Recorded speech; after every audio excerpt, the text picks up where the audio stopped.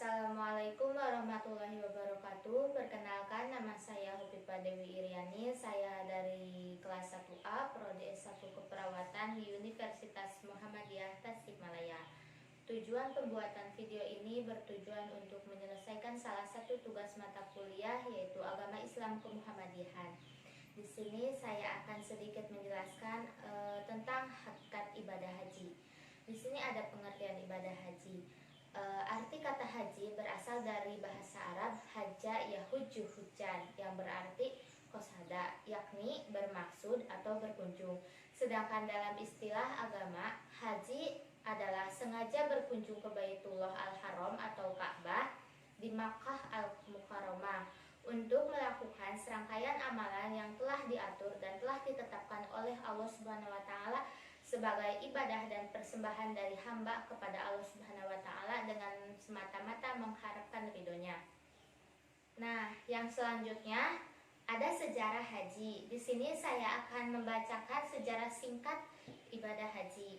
Sejarah haji dalam Islam bermula dari ribuan tahun yang lalu, tepatnya pada masa Nabi Ibrahim alaihissalam, yaitu pada tahun 1861 sampai 1686 sebelum Masehi, yang merupakan keturunan Syam bin Nuh alaihissalam.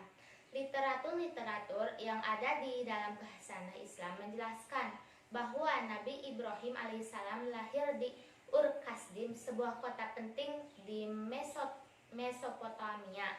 Selanjutnya, Nabi Ibrahim tinggal di sebuah lembah, yaitu di negeri Syam. Ketika sudah memasuki usia senja, Nabi Ibrahim belum juga dikaruniai keturunan. Sang istri, yaitu Siti Sarah, sangat sedih melihat keadaan ini dan meminta Nabi Ibrahim untuk menikahi Siti Hajar. Dan dari Siti Hajar inilah Allah Subhanahu wa taala mengkaruniai Ibrahim seorang anak yang bernama Ismail kecil, atau yang sering disebut Nabi Ismail. Dan Siti Sarah tidak mampu memendam rasa pilunya karena tidak mendapatkan keturunan sepanjang perkawinannya dengan Nabi Ibrahim alaihissalam. Nabi Ibrahim alaihissalam kemudian mengadukan permasalahan tersebut kepada Allah Subhanahu wa taala. Lalu Allah Subhanahu wa taala perintahkan Nabi Ibrahim membawa Ismail bersama Siti Hajar untuk menjauh dari Siti Sarah. Nabi Ibrahim pun bertanya, "Ya Allah, kemana aku harus membawa keluargaku?" Allah pun berfirman, "Bawalah ke tanah haramku dan pengawasanku, dan merupakan daratan pertama yang aku ciptakan di permukaan bumi ini, yaitu Makkah."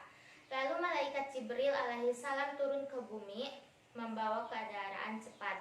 Kemudian Jibril membawa Hajar dan Ismail dan Nabi Ibrahim alaihissalam. Selanjutnya, setelah sampai di tempat yang dituju, Nabi Ibrahim alaihissalam bermaksud untuk pulang kembali ke negeri Syam menemui Siti Sarah, istri pertamanya. Nah, di sini Siti Hajar merasa sedih karena akan ditinggalkan oleh suami tercintanya. "Mengapa menempatkan kami di sini, di tempat yang sunyi dari manusia, hanya gurun pasir, tiada air dan tiada tumbuh-tumbuhan?" tanya Siti Hajar kepada Nabi Ibrahim sambil memegang erat bayinya. Lalu Ibrahim pun menjawab, "Sesungguhnya Allah yang telah memerintahkanku menempatkan kalian di sini." Selanjutnya, setelah 3 hari kemudian, Nabi Ibrahim alaihissalam datang melihat kondisi anaknya dan istrinya. Nah, kedatangan Nabi Ibrahim alaihissalam ke Mekah sudah melihat bahwa anak dan istrinya sudah hidup rukun bersama kabilah Jurhum. Kemudian selanjutnya Allah Subhanahu wa taala memerintahkan kepada Ibrahim untuk membangun Ka'bah pada posisi Kubah yang telah Allah turunkan kepada Nabi Adam alaihissalam. Tetapi Nabi Ibrahim tidak mengetahui posisi Kubah itu karena Kubah itu telah diangkat lagi oleh Allah Subhanahu wa taala ketika terjadi peristiwa banjir besar di muka bumi ini, yaitu pada masa Nabi Nuh alaihissalam. Kemudian Allah Subhanahu wa taala mengutus Jibril untuk menunjukkan kepada Ibrahim posisi Ka'bah. Kemudian Jibril datang membawa beberapa bagian Ka'bah dari surga dan pemuda Ismail membantu ayahandanya mengangkat batu-batu dari bukit tersebut. Nah, kemudian Nabi Ibrahim dan Ismail bekerja membangun Ka'bah sampai ketinggian 7 hasta.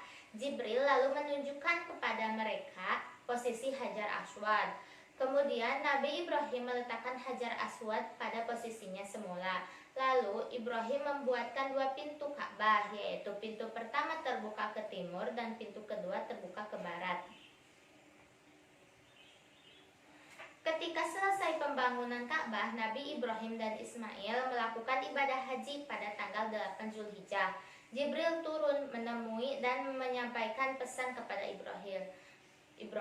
Jibril meminta Nabi Ibrahim mendistribusikan air Zam-Zam ke beberapa tempat seperti Mina dan Arafah. Maka hari itu disebut dengan Hari Tarwiyah, pendistribusian air. Setelah selesai pembangunan Baitullah dan pendistribusian air, maka Nabi Ibrahim berdoa kepada Allah yang tercantum dalam Al-Quran. Nah, sejak saat itu kaum muslimin melaksanakan ritual haji untuk berziarah ke Ka'bah setiap tahun. Ini mengikuti risalah Nabi Ibrahim alaihissalam dan Nabi Ismail alaihissalam, serta risalah para nabi dan rasul setelah keduanya. Ritual suci ini berlangsung terus-menerus seperti pelaksanaan yang pernah dilakukan oleh Ibrahim dan Ismail. Nah, akan tetapi kisah selanjutnya mungkin terlalu panjang, akan saya jelaskan. Bisa teman-teman lihat sendiri ya, pada zaman sekarang masih sudah canggih. Kita lihat bisa kita lihat di YouTube ataupun di media sosial lainnya. Kemudian haji mabrur.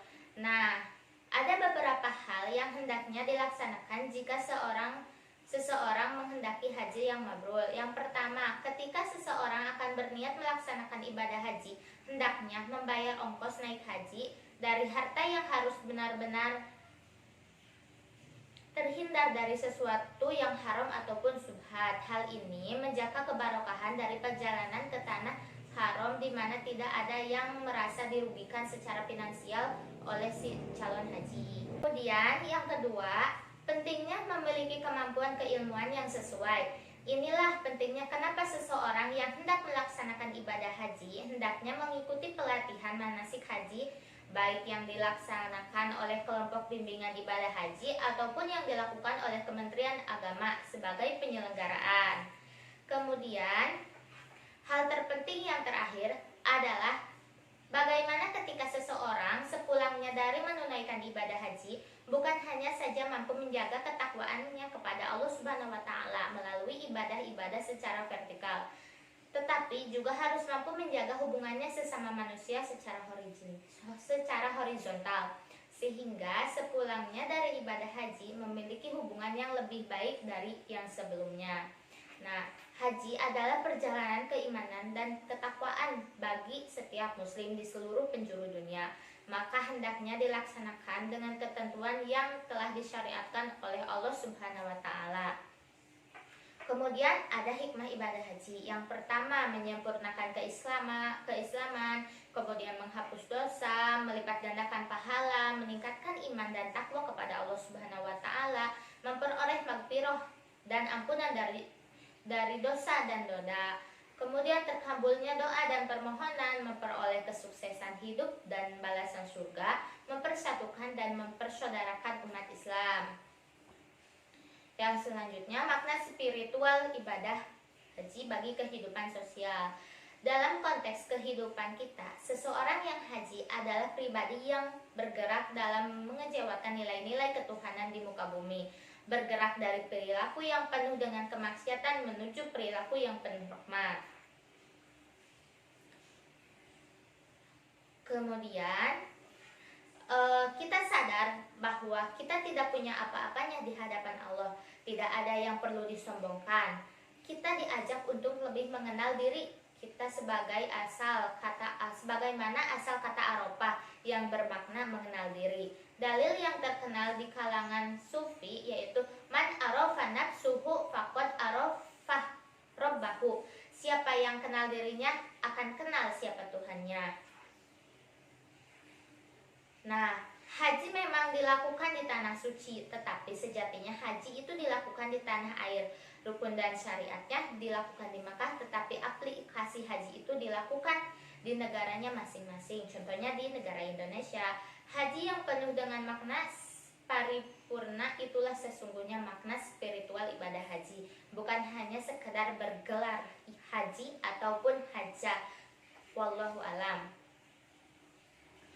Mungkin dicukupkan sekian presentasi dari saya. Mohon maaf apabila terdapat banyak kesalahan, karena kesalahan hanya milik saya pribadi dan kebenaran hanya milik Allah Ta'ala.